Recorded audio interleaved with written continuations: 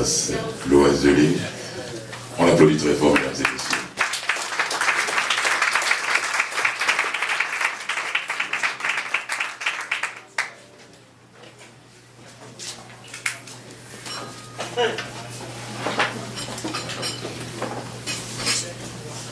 Bonsoir.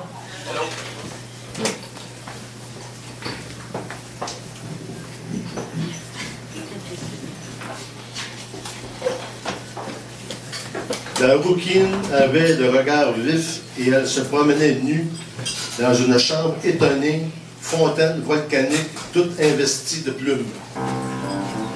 Elle fustigeait ma chair au fouet d'un clitoris de passage, tout en boudant d'un peu les vives aurores où j'allais m'enfouir pour gagner une croûte moisie.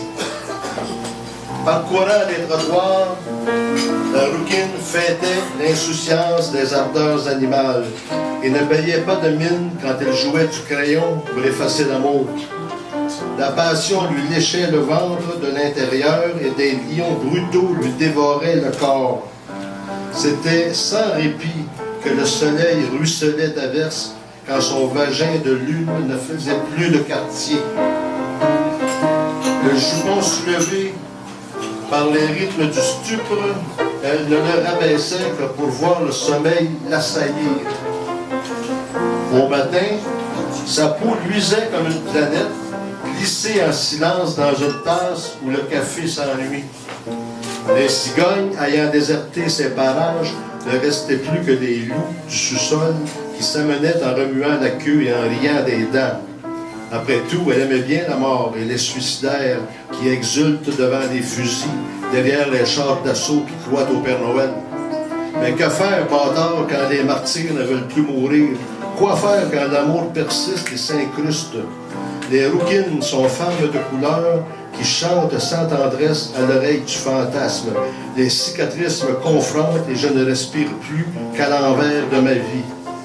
Les poètes ont quitté les pages de la ville pour des nuages blonds qui les gardent endormis. C'était une rouquine qui promenait sa nudité comme on promène son chien.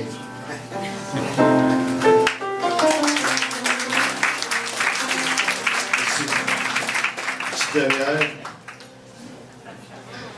toujours, l'ange passe à côté des mâchoires qui me rongent les seins.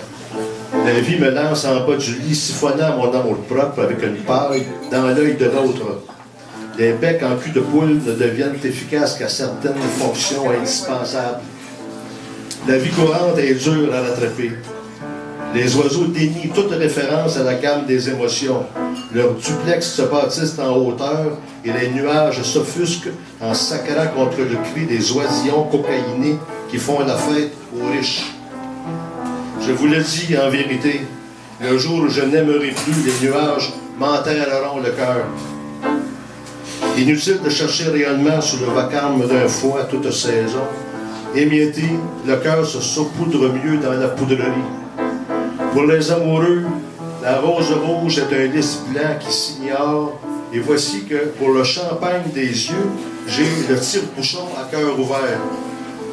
Les écrevisses rampantes sont écrivains vedettes, aux doigts crochus, qui s'inventent un mirage, tandis que la lune bouffe leur crème glacée à vanille diététique. Notre chambre à air qui rétrécit de plus en plus, nous respirons de moins en moins. Parfois, je pleure comme un oignon guillotiné.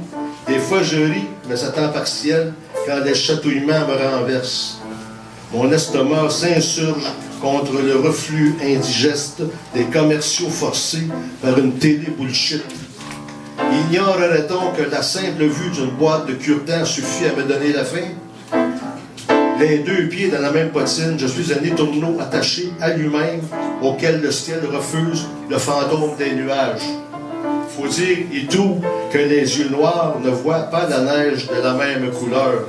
Certaines absences sont nues comme un désert sur les pistes qui cherchent. La petite culotte des roses défie nos crépuscules et le bonheur se cache entre deux écorces d'arbres chauds où la sève s'accomplira avec des becs en eau d'érable. Merci beaucoup.